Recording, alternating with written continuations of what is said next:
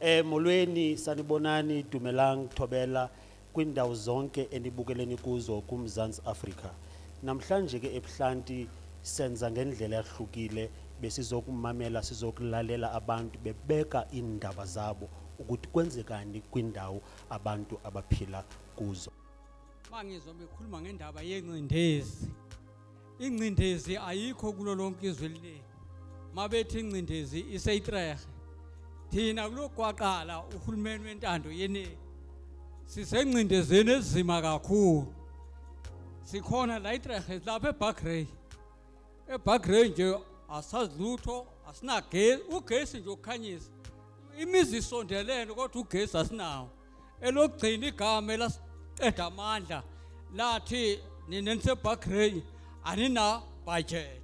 Siyacela kakhulu kuhulumeni wethu ukuthi angasivuleli isandla sokuthi kulimala abantu abangomama yithini kumele sibavikele kodwa basukuba uhulumeni ngiyakuphika ukuthi athi omama benze noma yini emimzini yabantu lapha abagana khona bahambe bayolanda amadoda abengamabili ngamathathu liyafa izwe lokhokho uma senza leyo nto.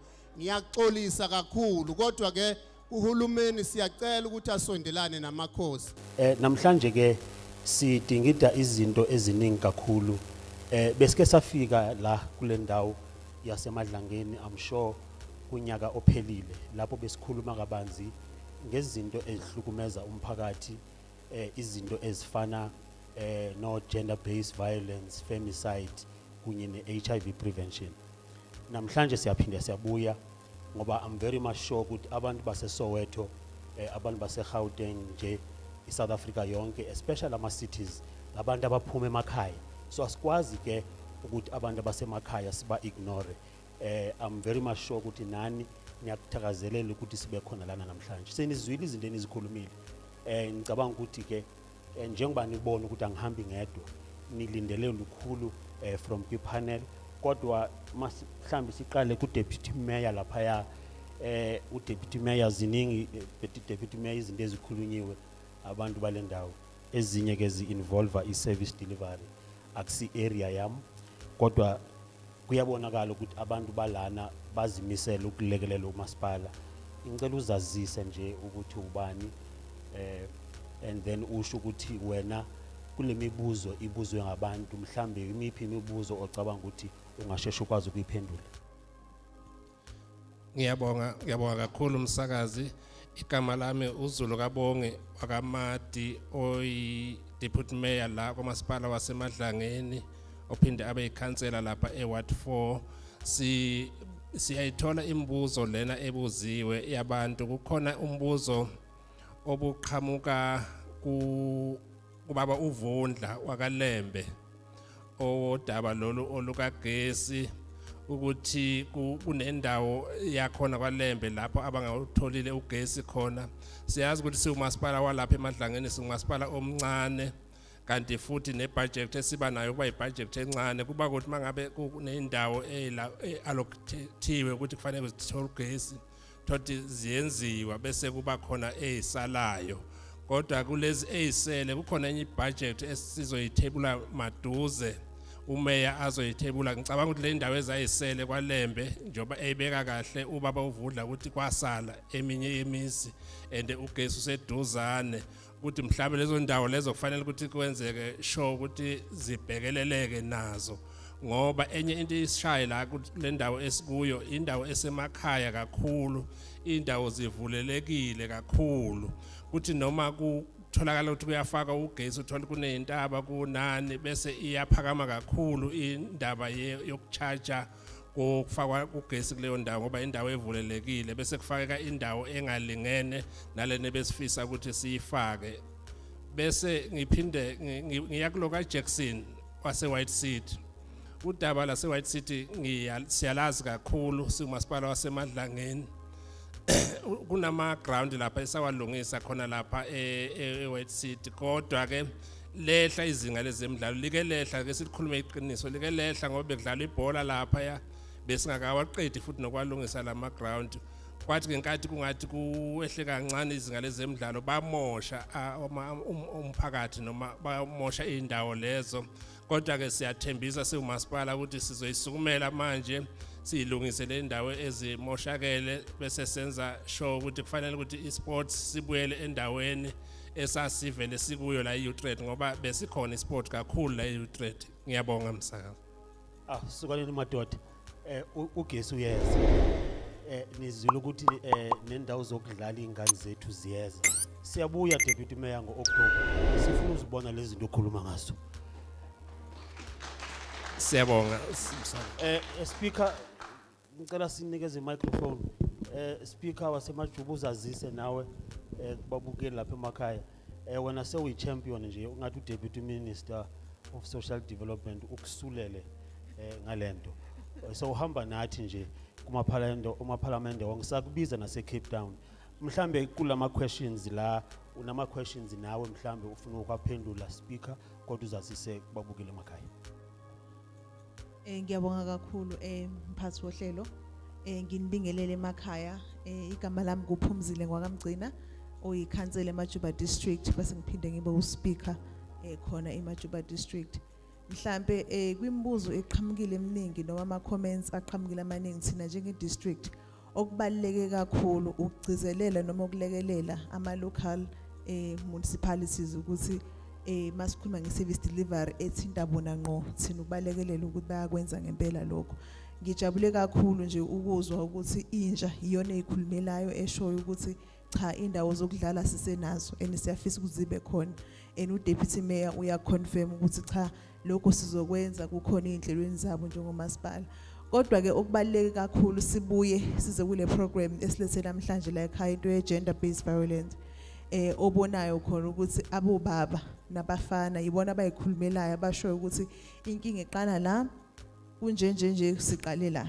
Into engizwe kakhulu prof ukuthi into yomsebenzi amathuba omsebenzi awekho ukwethu njengomkhandlu we districts ukuhlangana nama locals omathathu akhona within the district sibona ukuthi silwa kanjani silekelela kanjani ukuthi kukhandeke amathuba omsebenzi abantu bekwazi ukuthi baqasheke ngendlela efanele ukuthi sizokwazi ukuthi siqale phansi ku root cause ukuthi ubaba ugcine ne stress enenkinga efana nalezi ngoba ivela angasebenzi. So kubaleke kakhulu kuthina ukuresponda to ama challenges abawarizayo from the ground noma from emphakathini sikwazi ukuthi silekeleleke.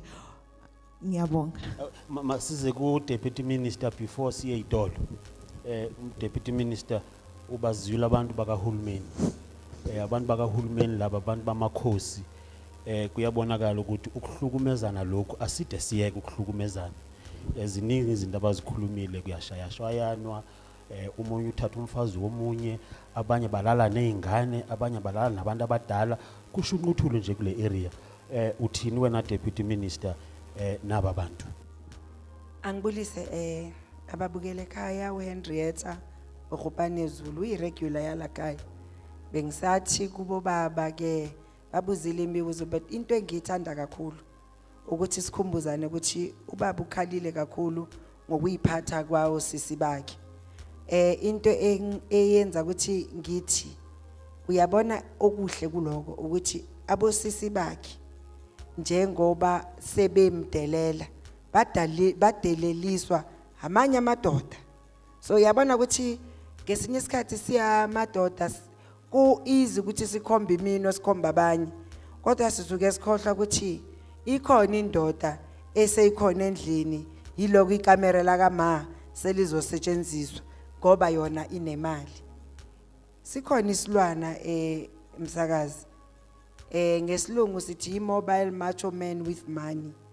Yabona leso silwane sila emadlangeni bengicela kuyicelela kubo baba balakhaya ukuthi sisasemadlangeni ngaphansi kwamajuba leso silwane abo abawu4 mobile macho man with money asizi kuba nendawo la eamajuba.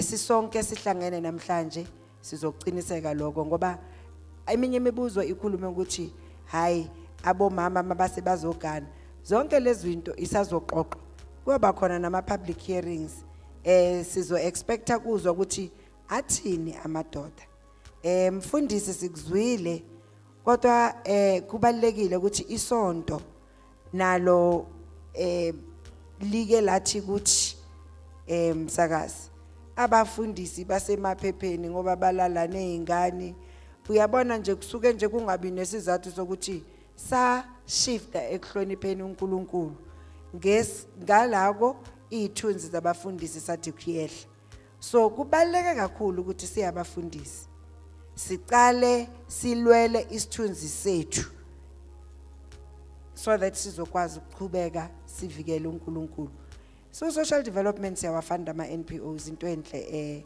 msakazi sibe sinomhlangano nawo futhi and amaningi wama program arezwe abantu abasha arezwe abobaba la phakathi endlini imali yakhona iphethwe abanye bethu kula emphakathini esibuya kuyona kodwa abayisebenzisi kahle ngiyabonga masihambe siye izitolo socosha nje okuncane siphinde sibuye lesithi yami iyashisa ingathi iningi into esivela nayo sibuye siye kubaba ukunene mase sibuya stay tuned.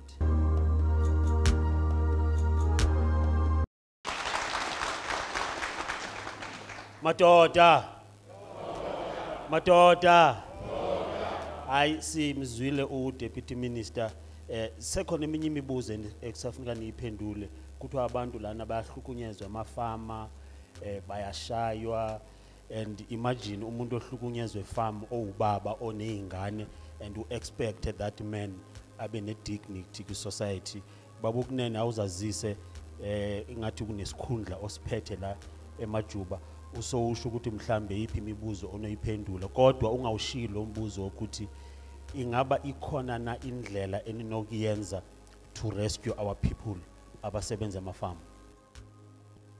Asibonge Prof igama nginguXolana kakunene ngu-chairperson we-District Men's Forum eMajuba District.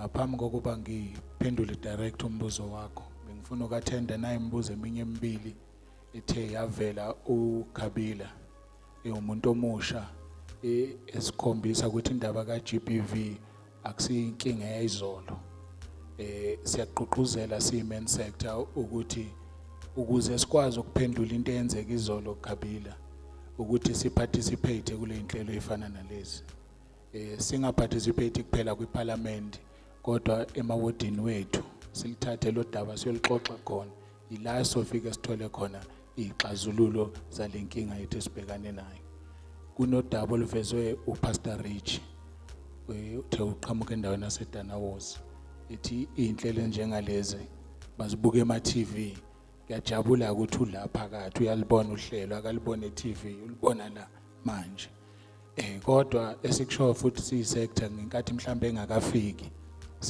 sixoxile indaba la ukuthi masisuka la sise Newcastle sise Danawozi insuku sisazo confirm so asiza ukuqala sigcine la namuhla ngendaba yeparliament nama dialogues kubahlali base emaplazini nobudlelwane babo umkhandlu wasemajuba ubambisene nawo la emadlangeni inhlelo zokuba engage kube nama dialogues kube nokukhulumisana phakathi kwabahlali nabaphathi bamaplaza zilokhu ziyaqhubeka engicabanga ukuthi isixazululo sizotholakala kulezo ingxoxo lezo ngiyabonga.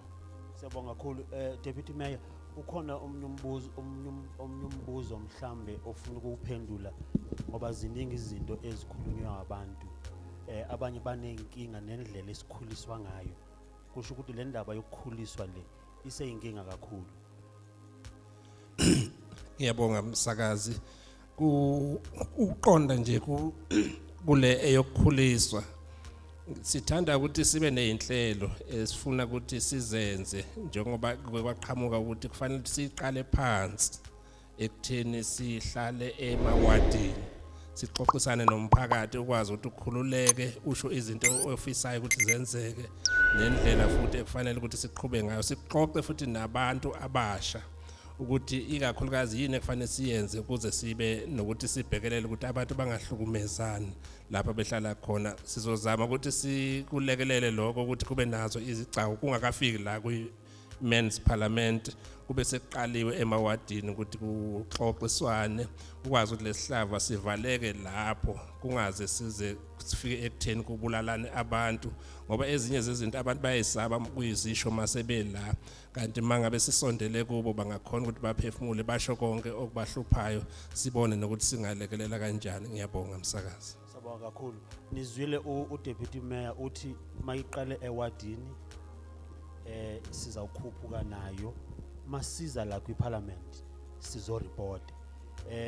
Speaker, kunomuntu oye wavela nenye indaba la yabantu abasemajele ukuthi mabefika kwindawo zethu asibamukeli, kodwa bebeye emajele njenge correctional centers, but mabebuya asibamukeli. Ngaba mhlambe ingakhona indlela yokuthi laba bantu sibamukele phela njengabantwana bethu in our areas, baphinde futhi babe ulutho ku society. Ungaphendula kodwa nomunye umbuzo nje ubukwavela. Yebo, ngiyabonga kakhulu. Ngaphambi ukuthi ngibuyele kwabantu abaphuma emajele, ngifuna ukuphendula. Kukhona iraisiwe kakhuluma kakhulu ngezidakamizwa ukuthi abantu abasha bacwele kakhulu ezidakamizweni, yini engenzeka ngalokho. Ngifuna ukukuveza ukuthi ziningi inhlelo uhulumeni anazo ukulekelela abantu abasha kakhulukazi ababhekane nokucwila noma bazibona ngathi sebelawulwa izidakamizwa. Sinawo ama rehab akhona eNewcastle provided by the Department of Social Development, akhokhwa mali kuyabafika behlale khona balekeleleke. But ukubaleke kakhulu emphakathini ngiyafisa nje ukunxenxa ikakhulukazi abantu abasha ukuthi kunama structures akhona akhuluma nge-drug action plan ukuthi sidila kanjani nabantu kakhulukazi abacwile kakhulu ezidakamizweni. Kukhona kwi-district, kukhona kuma-locals, kukhona kwi-province naku-national. But kuma-locals sithola i-challenge ukuthi abantu abasha bayisondelanisi nalawo ma-structures abaparticipate kuwona. Then kube ngathi-ke ayikho into uhulumeni ayenzayo, kukhona uhulumeni akwenzayo and kuningi. Siyafisa nje ukuthi abantu basondele basebenzisane nobuholi obukhona emawadini, because into iqala emawadini before ifike ku-national, but usuke iqala emawadini.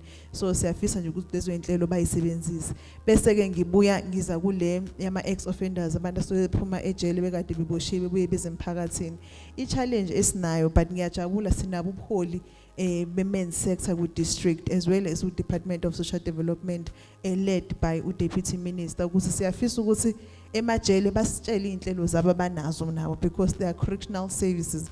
Abangathi ukuthi mayisephumele ngaphandle bese bemiyekela umphakathi, but ngiyabelieve ukuthi banazi iy'nhlelo ey'khona nabo together with the social development.